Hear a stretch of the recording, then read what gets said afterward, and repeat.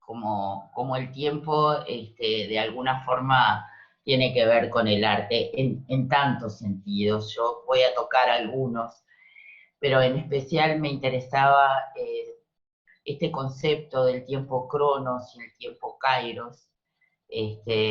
Bueno, después vamos a repasar algunas carreras pictóricas que le puse vivir en tiempos interesantes y pecados de juventud.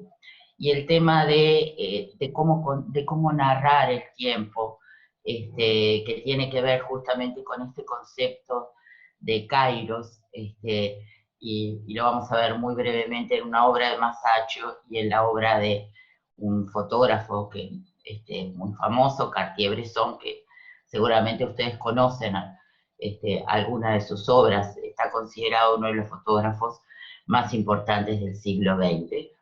Y también le tocó vivir en tiempos interesantes. En realidad estos tiempos interesantes recorren varios momentos, pero sobre todo hay algunos momentos del siglo XX. Eh, Cronos, que no es el mismo Cronos, papá de Zeus, que se lo comió, ¿se acuerdan que era un titán? Es otro que se escribe así con CH y es el dios griego del tiempo. También se conoce como Cronos, pero ahí es cuando se nos complica a nosotros el tema de identificarlo con el papá de Zeus. Eh, que entonces este otro Cronos es el dios del tiempo, pero del tiempo cuantitativo, ese tiempo que nosotros medimos con los relojes. Los relojes realmente darían como para toda una sesión, porque es un tema muy maravilloso. Pero yo traje que era un reloj que realmente nada, me fascinaba su historia, y que el año pasado lo pudimos ver en Praga y posiblemente algunos de ustedes también lo hayan visto. La verdad es que la experiencia perceptual estuvo un poquito invadida por el miedo a que nos robaran. Entonces uno decía, qué barbaridad, ojalá hubiera estado en la Edad Media. En la Edad Media, muchas caravanas de comerciantes que venían de Oriente y de otros lugares de Europa hacia Oriente se desviaban, iban especialmente a Praga a mirar esta maravilla. En realidad es bien interesante porque este reloj comienza, ¿no?, a construirse, una parte de su construcción empieza en 1410. Pero, por ejemplo, los apóstoles, estas figuras son de casi de mediados del siglo XIX, o sea, que es un reloj al que se le fue agregando partes, pero eh, era muy revolucionario, digamos, por justamente marcaba los meses, las 24 horas del día, las posiciones del sol y de la luna, y, o sea, es un reloj que no solamente marca las horas del día, sino también detalles astronómicos.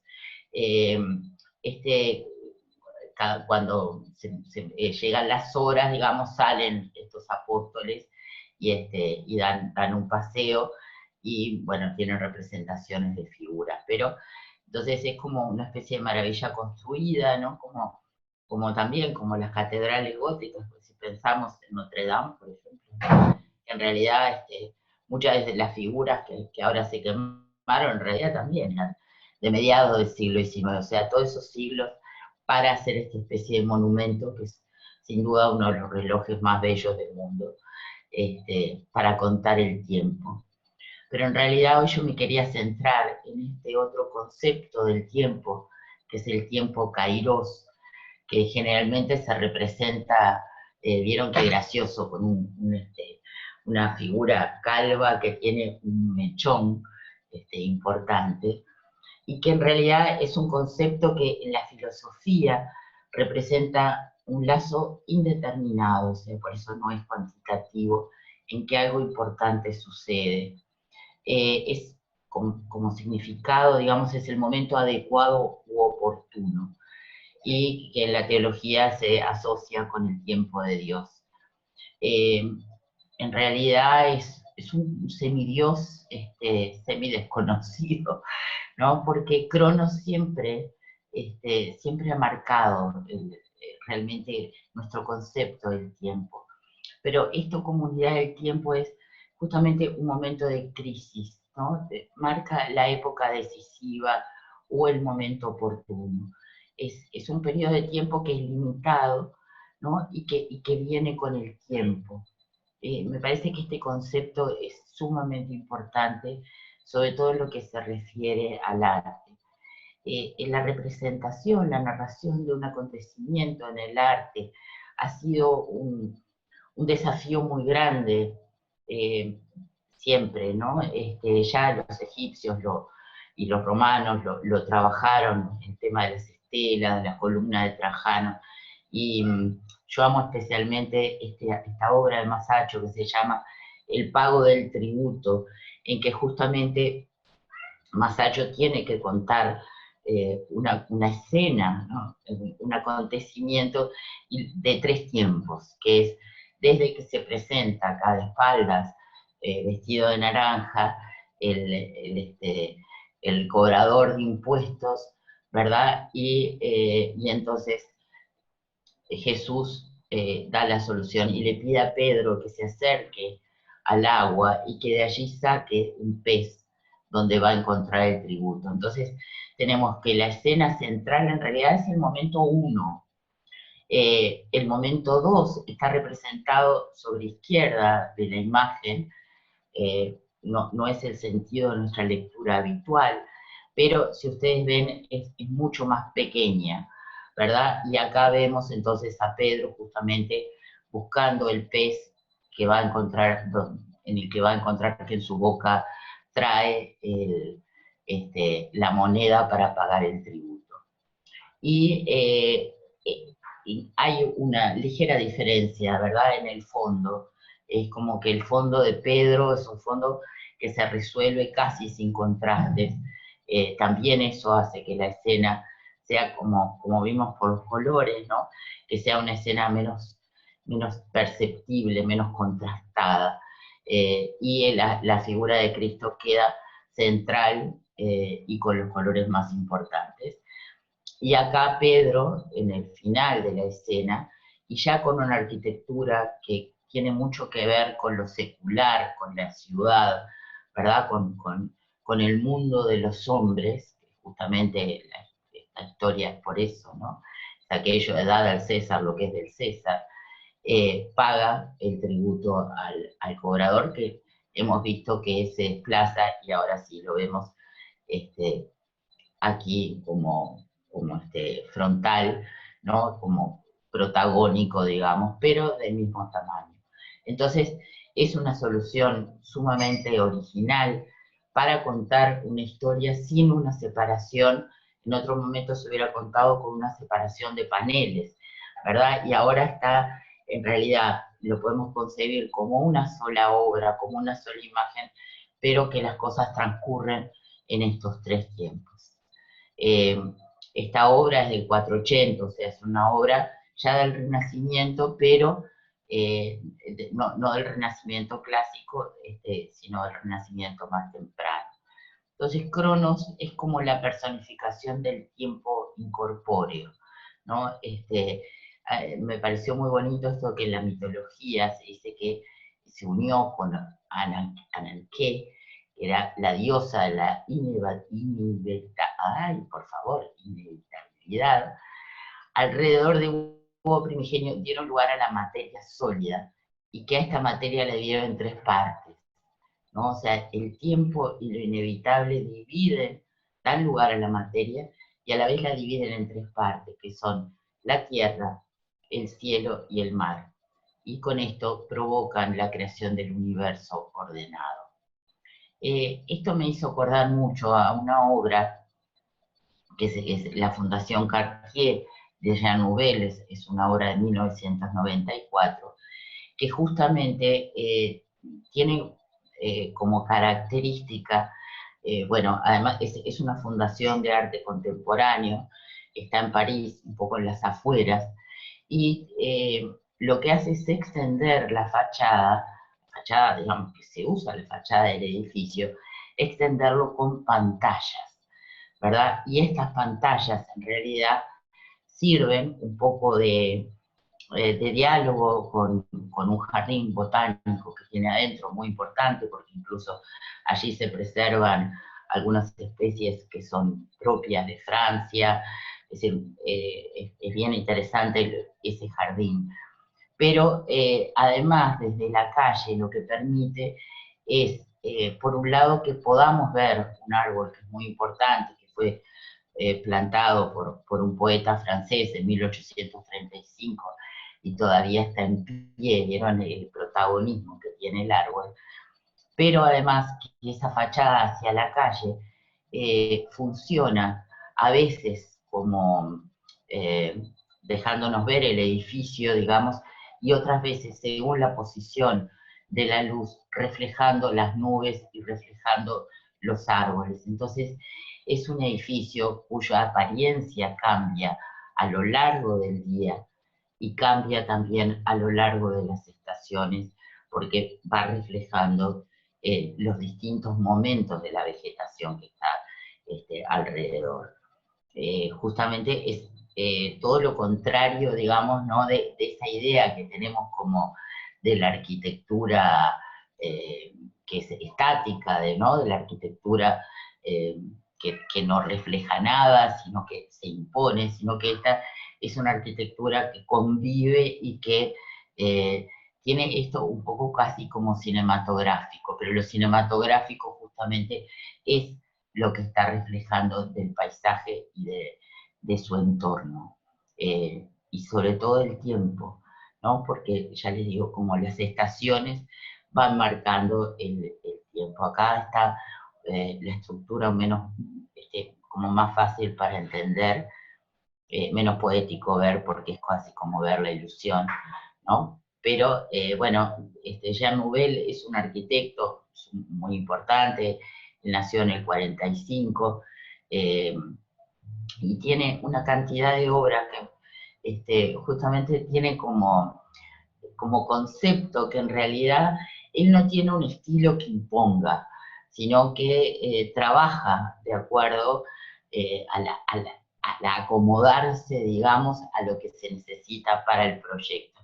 Entonces tenemos este edificio en Tokio, que es del 2006, pero tenemos también el Instituto del Mundo Árabe, que es otro que realmente me encantaría ver en París, que es del 87, que fíjense ustedes la fachada, también él juega, ¿no? Con el tema de la fachada está diseñada de tal manera que primero que tiene mucho que ver con el arte, con estos motivos decorativos del arte árabe, ¿no? Que estuvimos viendo cuando vimos Ilusiones con ella, pero además hay una tecnología que permite que esa fachada a su vez filtre la luz. Entonces prácticamente se mantiene constante la luz, digamos, que ilumina el interior, se mantiene constante durante el día porque esa fachada a su vez se mueve de acuerdo a la luz que entra. Eso me pareció como maravilloso. Este es del 87 y acá tenemos un proyecto del 2017 que es nada menos que el Louvre de Abu Dhabi, que fíjense ustedes qué maravilla es este techo, ¿no? Entonces, él acude, digamos, a todo, pero a las formas, digamos, de tratar de trabajar de acuerdo a esto de que el tiempo, de alguna forma, el tiempo climático o las horas del día se vayan mezclando con la arquitectura y que la vayan haciendo vivir. Es como ese concepto de capturar el tiempo y que el tiempo nos haga vivir. Y vamos a pasar a Klimt, porque bueno, hablando de las edades, ¿no? De los tiempos, uno se pregunta por este tema de las edades también, y de cómo el tiempo como seres humanos, ¿no? Nos va modificando. Y bueno, en realidad Klimt me sirve para hablar de muchas cosas que quería hablar hoy. Una de ellas es el antes. de los artistas. Lo vimos un poco en color y a mí me abrió esta curiosidad de decir, ¿pero qué hicieron antes? Justamente en lo que fue en el Leopold y también en el Belvedere, hay obras de Klimt muy famosas, las que conocemos como de su etapa más tradicional, pero también otras que nos dan cuenta de cómo fue su evolución, ¿verdad? De dónde vino Klimt, de qué etapa fue pasando, cómo pasó del clasicismo, pasó por cierto impresionismo, obviamente, ¿no? Por su época. Klimt comenzó como pintor y fue formado, o sea, él no se formó en una escuela de bellas artes, que había muy buena en la Academia de Viena, sino que se forma justamente en una escuela de artes y oficios. Él venía de una familia bastante humilde. Su padre, sin embargo, era grabador en oro. No le iba muy bien, entonces la familia salió de Baviera y termina instalándose en Viena. Eran varios hermanos. Uno de sus hermanos, Ernest, va a entrar al año siguiente a la misma escuela con Klimt y va a trabajar con Klimt en esta etapa en que salen no como pintores de caballetes, sino como pintores decorativos de obras, de obras arquitectónicas. Y esto con otro compañero, Marx, que también había estudiado con ellos configuran una especie de empresa de pintura que les va muy bien. Y Klimt rápidamente los Klimt empiezan a tener éxito económico. Hay muchas obras de ellos.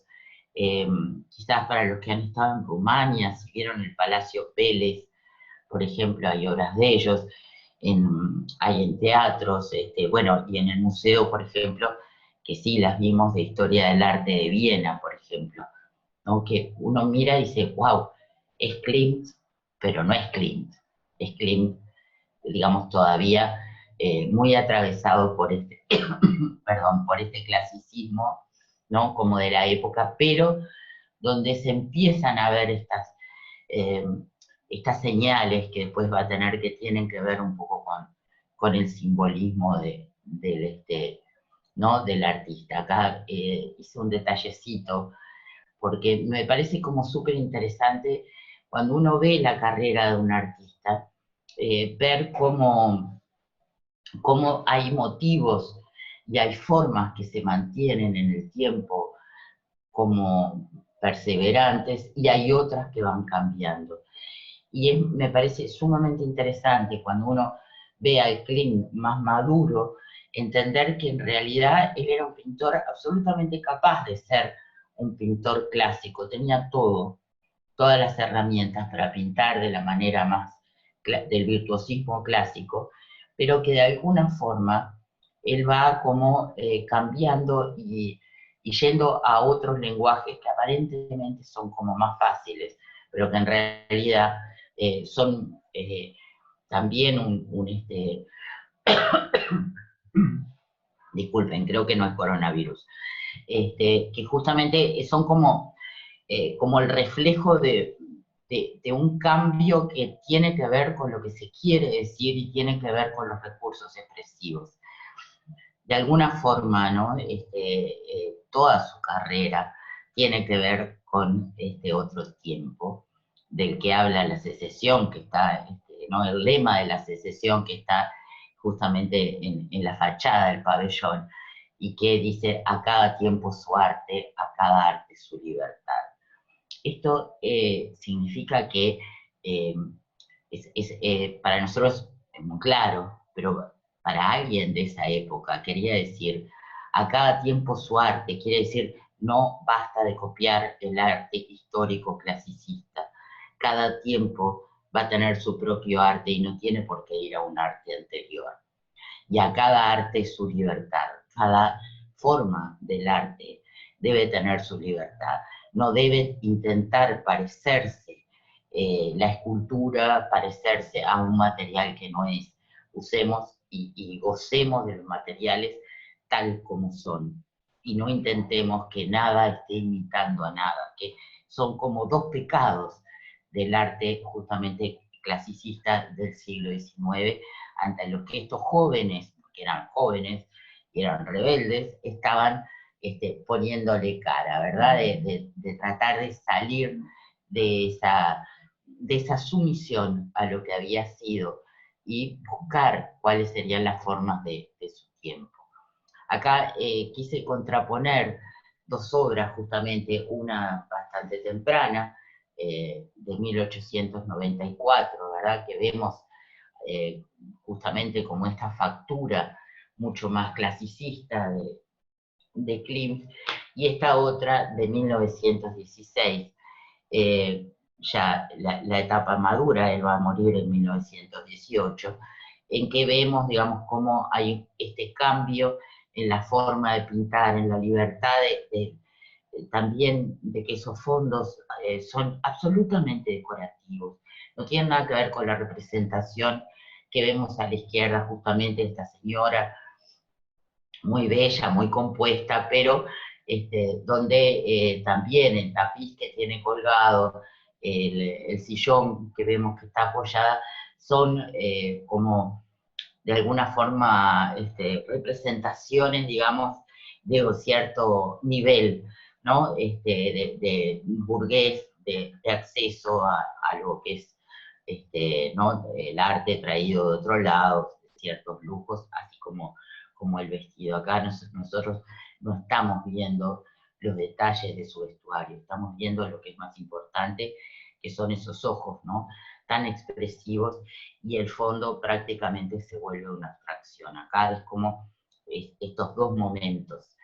Pero sin duda lo que se considera el momento clásico de justamente de Klimt es este periodo que va entre 1904 y 1909, que es el retrato de Adele Bloch-Bauer, que hoy está en Nueva York, eh, y, bueno, y otros cuadros que tienen que ver con esto del periodo dorado. El periodo dorado de Klimt, bueno, quizás tuvo algo que ver con el tema de su padre, pero además pensemos que Viena es un enclave justamente como una especie de bisagra oriente-occidente. Entonces, si bien Klimt va a Rávena y queda fascinado por esos mosaicos bizantinos y por el uso del dorado en esta parte de Europa es mucho más frecuente justamente por esa cercanía con Oriente de lo que es en otras partes, ¿verdad? Es decir, es como recuperar esto un poco bizantino. Y acá, esta es Emily Floge, que fue amiga, amante, casi toda su vida de Klimt, pero además fue una diseñadora de moda muy importante. Con su hermana tenían una boutique que era muy vanguardista, aunque tenían en la parte de adelante, tenían los vestidos que todas las señoras llevaban, porque de algo tenían que vivir, y en la parte de atrás de la tienda tenían toda esta otra línea mucho más vanguardista, que bueno, además la tienda era preciosa, era una tienda que el mobiliario lo había diseñado a luz, o sea, ellas estaban como en todo esto muy moderno. Eh, y van a mantener una amistad y una colaboración artística bien interesante toda la vida.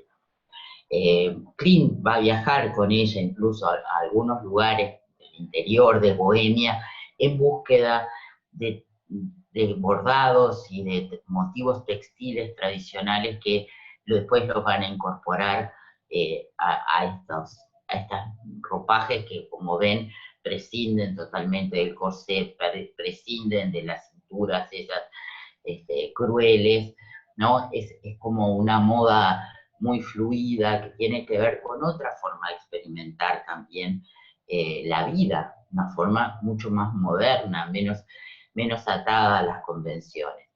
Y quise decir mientras, ¿por qué? Porque, bueno, Klimt es el fotógrafo de algunos de estos vestidos, y de todos estos vestidos que vemos, y además es el diseñador del vestido que vemos acá a la derecha, que nosotros vimos en el Leopold Yo me fui fascinada, pero bueno, está bien, era una réplica, no era el vestido original, pero igual es muy bonito. Y entonces se convierte Klimt mientras está pintando, mientras está haciendo esas obras maravillosas, como el retrato de Adele Bloch, también se convierte en un fotógrafo de moda y en alguien muy interesado, ¿no? Justamente en este desarrollo del diseño textil. Él va a usar además muchos de los modelos de la Floje, los va a usar para sus obras, ¿no? Entonces, volviendo a esto del tiempo Kairos, ¿no? Dice Deleuze que es un momento, lugar único e irrepetible, que no es presente, sino siempre está por llegar y siempre ya ha pasado. Un momento, ¿no? Como que nos sobrevuela. Esto tan interesante, ¿no? De que eh, también es un tiempo que es tan difícil de conceptualizar, es también un desafío para el arte y lo ha sido siempre con la representación justamente de las edades de la vida. Acá tenemos una obra del Renacimiento alemán, de Baldung, que se llama Las tres edades y la muerte. En realidad son cuatro porque tenemos también ¿no? a un bebé, bueno, son tres más la muerte, perdón. Tenemos ¿no? este bebé que está en el piso como un poco ajeno a esta mujer anciana que toma ¿no? a la joven de alguna forma como parece como advertirla, protegerla, quizás cubrirla, y a la muerte que ya está con esa cercanía con la mujer anciana. Y tenemos las tres edades de la vida de Friedrich, que tiene también estos personajes, pero también tiene los barcos. Es bien interesante esta obra, ¿no? En que la vida también está representada por estos barcos que parten hacia la eternidad. Y justamente Las tres edades de la mujer va a ser una obra que Klimt va a realizar en 1905, que ahora está expuesta en la Galería Nacional de Arte Moderno de Roma y que se expuso por primera vez en 1908. Es una obra que justamente es como de su periodo de madurez en que sale ya totalmente del tema, digamos, de representar esos fondos arquitectónicos y esos son fondos prácticamente abstractos o, como dicen algunos, decorativos. Y tenemos a esta madre con el niño, se sabe que era justamente una de sus modelos, que tenía un hijito pequeño, están los bocetos de preparación, y son bellísimos, ¿no? Esa cosa de la ternura y de cómo están estas dos edades, digamos, vitales, están como tan imbrincadas, pero de alguna manera esa otra figura que está a izquierda, ¿no? Que es una figura que ya mira como con una tristeza y con una desesperación, no le vemos la cara, ¿verdad? Pero tiene ese dolor ante la vida que se ha ido y todo el cuerpo marcado justamente por el tema ¿no? de la edad. Es una obra grande, tiene un 80 por un 80. Y ya después, entre 1908 y 1916, fíjense que esta obra le lleva 8 años a Klimt para terminarla. Va a ser, o sea, ya es prácticamente su periodo final. Va a ser esta otra versión que se llama Muerte y Vida. Y acá justamente está como la muerte, ¿verdad? Acechando con estos colores azules, está acechando a esta especie de caos vital, donde vemos hombres, vemos mujeres, vemos niños. O sea, es como una especie de, de masa de colores como mucho más cálidos, ¿no? A pesar de que hay unos azules ahí bellamente puestos, pero es justamente como esos cuerpos indefinidos que están juntos y que de alguna forma representan esa fuerza de la vida. Es un volumen mucho más grande, eh, pero también más informe, ¿verdad? Que está amenazado por esa otra figura. Así que bueno, acá tenemos el tema del tiempo, ¿verdad? de que no es el tiempo, es el tiempo ese que se nos escapa, ¿verdad? Que es el tiempo presente. Un poco lo que dice Deleuze, ni el que está por venir, ni el que ya se fue, sino ese que no podemos aprender.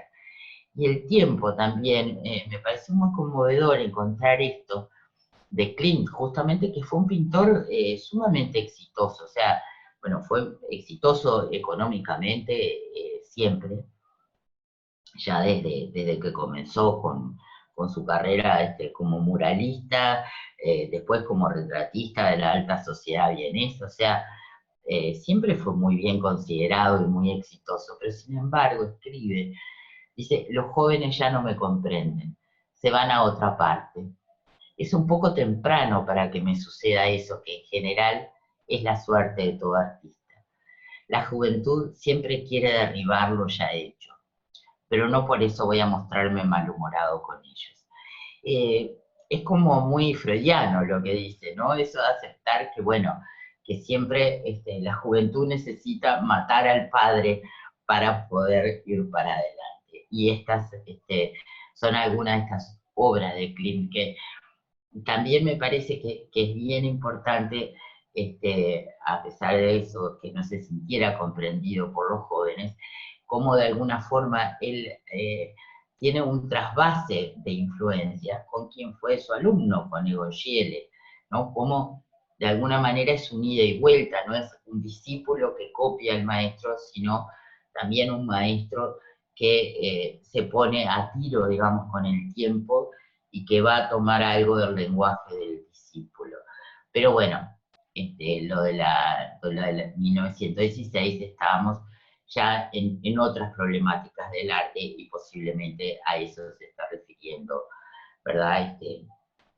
Klimt, estábamos ya con el cubismo, o con el dadaísmo, es decir, con esas vanguardias muy radicales que obviamente alguien que estaba tan interesado en lo bello y en lo plástico del arte, en lo sensorial, seguramente no estaban diciéndole nada ya, ¿no? Es otra cosa lo que estaba siendo interesado.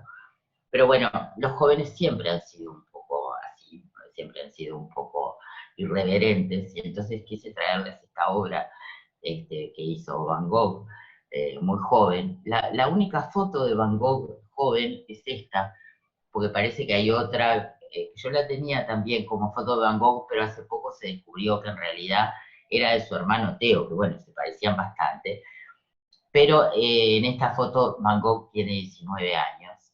Igual es raro, ¿no?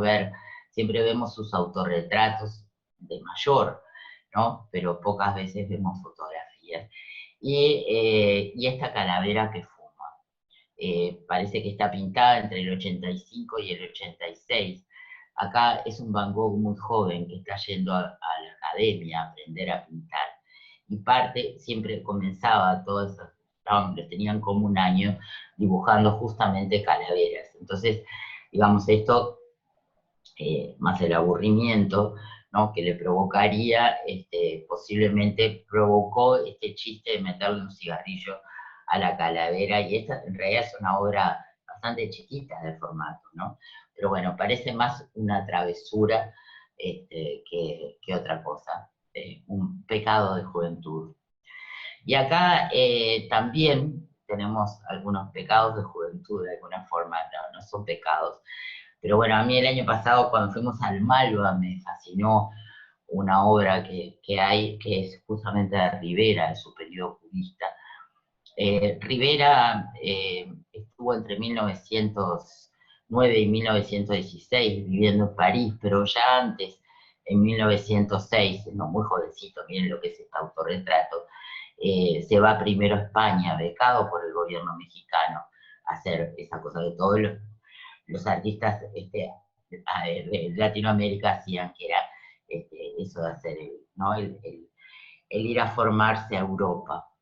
Y lo otro es, el otro retrato es un retrato de Diego Rivera, llama Diego Rivera en realidad, realizado por Amadeo Modigliani.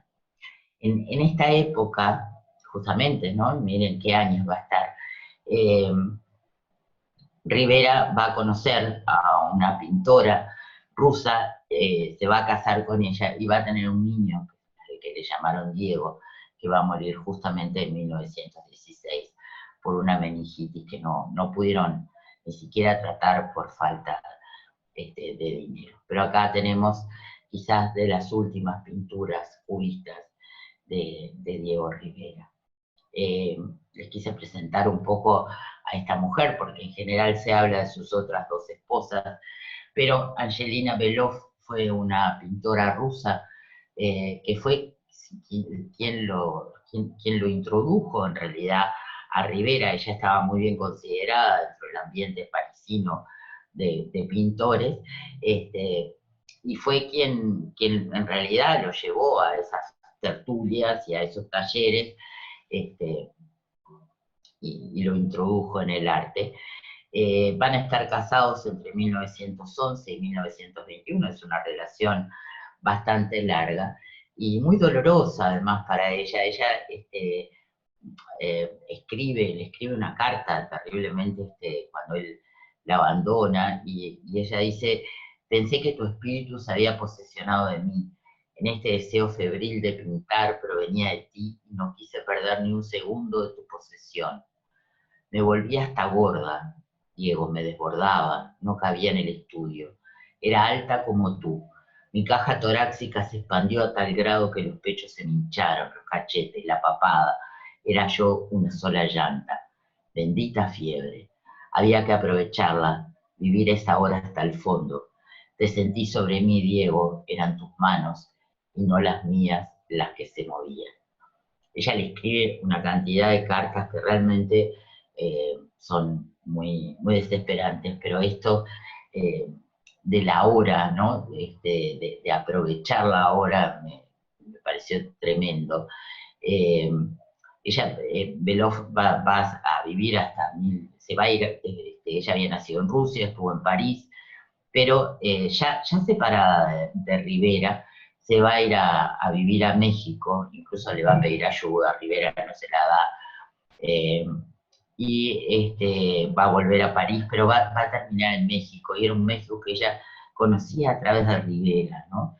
Y bueno, va a seguir pintando. Acá les puse para que tuvieran idea un poco, este es un retrato de Diego Rivera, de ella, y el otro es un retrato hecho por ella en los años 60. Este, eh, bueno, incluso ella le pidió a Rivera que filmara algunos grabados que eran hechos por ella, pero que los filmara como de Rivera para poderlos vender en un momento. Pero bueno, Rivera está en estos años, está como muy cercano al cubismo. Este retrato me fascinó por su elegancia, ¿no? Absoluta. Y va a estar como muy metido dentro de lo que es el lenguaje del cubismo, que estamos en 1914. En realidad el cubismo primero había empezado en 1909, y ya en 1914 con Braque tomándose un tren para ir a la guerra, de alguna forma ese primer impulso tan importante que le dieron Braque y Picasso, este, por más que se sigue trabajando en el cubismo, ya no es lo mismo, ¿no? Pero bueno, justamente él llega en ese momento y sale como eh, de ese naturalismo que habíamos visto, que había trabajado en Cataluña o en el retrato de Angelina, y se va a sumergir en esta búsqueda y crea este paisaje zapatista, que es bien interesante porque es como un cubismo, pero que a su vez recupera motivos, colores, ¿no? Y formas que tienen que ver con ese México, que obviamente ya es un México, ¿no? Añorado y lo que sucede, y esto es lo que llaman el Afer Rivera, es que hay un día en que se hace un almuerzo importante con varios artistas en la casa de otro artista, André Lote, que fue un poco, sí, fue medio neocubista, pero además era muy importante como maestro, fue maestro de Tamara de Lempica, por ejemplo, e incluso de varios uruguayos. fue un cubista suave, digamos, por decirlo de alguna forma. Y, y empiezan a discutir Rivera con este poeta que llamaba Riverdí, que Riverdí el único cubista que le interesaba era Juan Gris. Y empiezan a discutir de pintura y justamente estaban un poquito borrachos y la cuestión es que Rivera le pega, pero Riverdí era poeta pero también era boxeador. Entonces, a pesar del tamaño de Rivera, le da una paliza bastante feroz. Y Riverdí era muy influyente, por lo tanto, eh, se crea como todo un problema por la discusión, pero la discusión básica era que Rivera estaba acusando a Picasso de haber hecho una obra que se le parecía demasiado a Paisaje Zapatista, que lo había plagiado. Entonces, lo que pasa es que obviamente Picasso era muy importante, ¿no? Entonces el Marchand de Rivera decide no representarlo más y le devuelve todos sus cuadros. Acá hay una fotografía de Picasso frente a esa obra que Rivera decía que le había plagiado. Y esa obra ya no existe, porque Picasso en realidad la repintó por arriba y creó una obra que no tiene nada que ver, que se llama Hombre ante una mesa. Entonces, esa obra a la que se refería Rivera en realidad ya no existe. Pero eso fue como sumamente importante para Rivera, porque ahí se divorcia totalmente del tema del cubismo y vuelve a México. Y en México va a volver a la figuración y va a comenzar a ser el muralista que todos conocemos. Así que bueno, ese pasado cubista queda como enterrado en 1915 con esta pelea feroz.